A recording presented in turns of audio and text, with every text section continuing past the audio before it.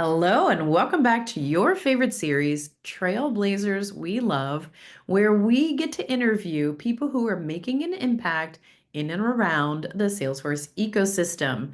I am Dr. Shannon Gregg, the president of Cloud Adoption Solutions, and I am thrilled and overjoyed to be joined today with my favorite trailblazer, Dr. Doreen Ciletti. Hello, Dr. Ciletti.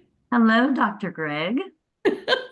I'm so happy to interview you on this podcast today. This is super exciting. Thank you for agreeing to join us. Your interview is going to be a little bit different because you are at the education side of Salesforce, bringing it into the classroom. So I can't wait to hear what you have to say about Salesforce today. We have 5 questions we usually ask. I'm going to alter yours just a smidge so our loyal viewers are going to see these are slightly thematically different. And the first one is, how did you first learn about Salesforce and get involved in the Salesforce ecosystem? Huh. How did I first learn about Salesforce? Well, I've been involved, especially in the Trailhead side, for quite a few years.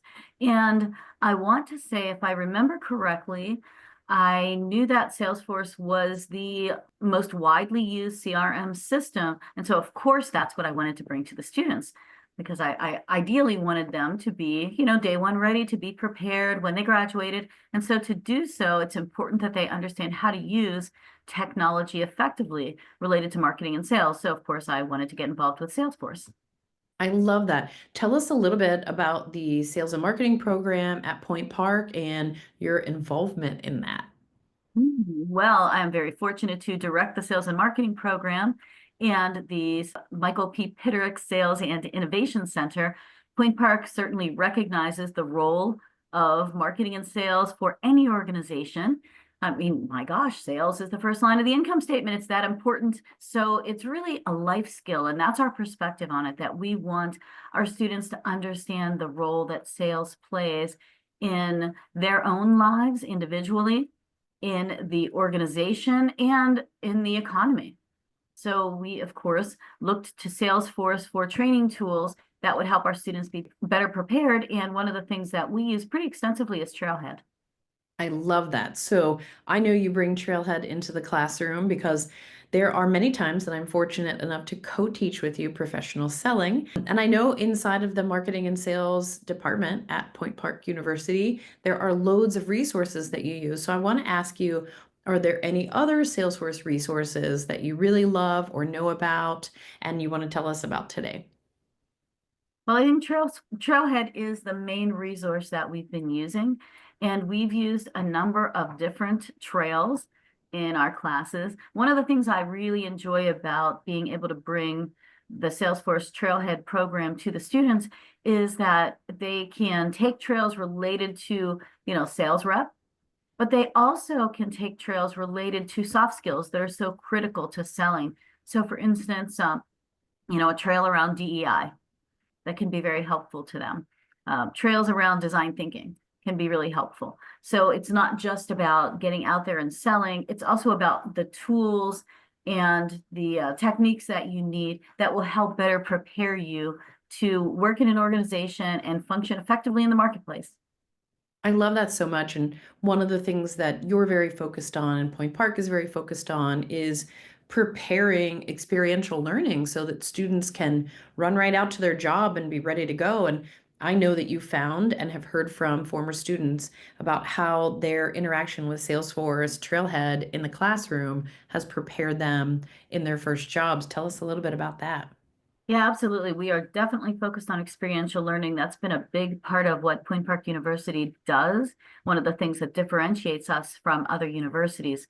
And so, it's great. Again, we're a smaller university, so we're able to have connection with our students, and they often do keep in touch after graduation because we really get to know them and work with them closely. So it's always wonderful to hear from a student who has graduated and is out there working in a position and reaches back out to say, hey, these things that I did in the class have really helped me. Or, I wasn't sure how I would use these things, but they're really something that's come into play in my job. And one of those often is Salesforce, because again, it's so widely used that having that experience with Trailhead and having a bit of understanding about how Salesforce as a system works help students be better prepared. So it's always great when they reach out and say, I'm so glad I did those trailheads. I'm so glad I have an understanding of the system. It's made me more effective.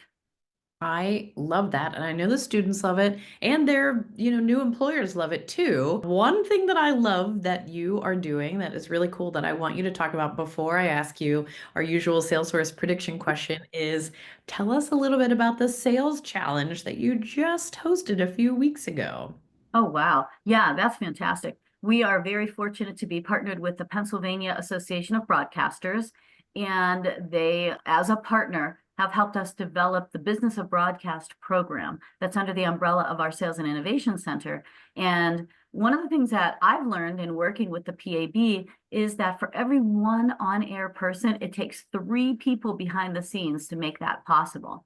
So broadcasters are often very focused on those operational pieces. Sales is certainly one big focus area. And so when we developed this business of broadcast focus, they wanted a strong focus on, of course, sales. And so part of what we're doing with them is a business of broadcast sales challenge. So it is a role play competition.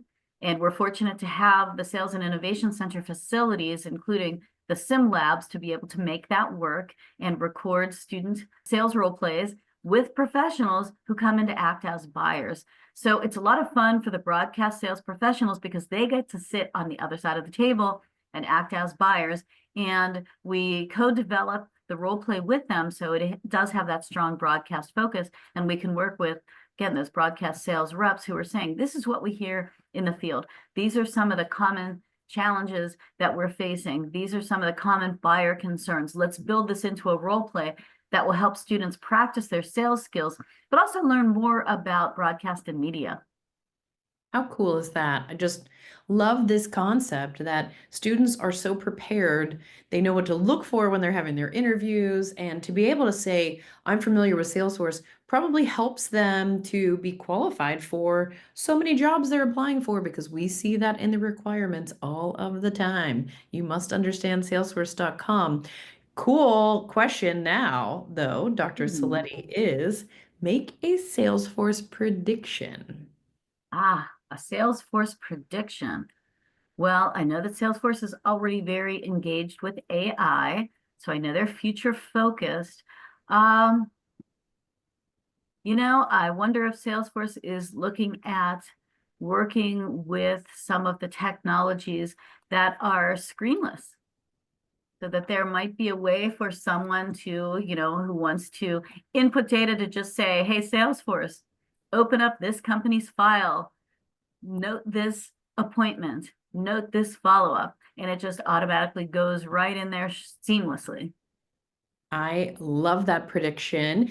Under your department, I teach a class called Technology and Innovation in Marketing and Sales. And last week's module, the students had to come up with an unmet need it's under something called the app gap. And I had some really interesting things come out of the students this semester, and no one mentioned screenless. So I love that, Dr. Ciletti. As always, you are on the cutting edge of technology and innovation in sales. I love it. Hey, that's why you're teaching that class, because we know how critical it is for students to understand technology, and we want them to be forward thinking. So I love that idea that they're exploring the app gap. It's so cool. I'm telling you, almost everyone I commented on when I was creating them sold. I'm buying it. Put it on the App Exchange right now because they came up with some really cool things like ways to make sales and marketing work better together. And of course, emerging technology is huge. Thinking about AI, they get it. The world is changing. So one of the last questions that I will ask you, Dr. Ciletti, is tell us something that you love that is not Salesforce related. It can be a book or a podcast or a cooking show, anything that you're into to tell us a little bit more about who you are. Ah, well, there are a number of podcasts that I really enjoy, and one of them that I find myself frequently checking out is 10% Happier, because I think one of the things that is important, life is intense. The work that we do is really intense. And so it's great to think about ways to bring a little joy and a little gratitude in. And I think that can be helpful for all of us. I love that so much. Dr. Ciletti, thank you for joining us today. Where can everybody connect with you? Because I am certain they are going to want to know more about you and the things that you're doing at Point Park University. Well, they can certainly connect with me on LinkedIn, and they can also send me an email if they're interested, dciletti@pointpark.edu. They can also do a search on Point Park Sales and Marketing, and they'll be able to find information on the web about our sales and marketing program, as well as our Sales and Innovation Center. Fantastic. Thank you so much for joining us today, Dr. Ciletti. We will put your contact information in the show notes on our channel so that everybody can get in touch with you. Congratulations on being a terrific Salesforce Trailblazer. Thank you very much, Dr. Gregg.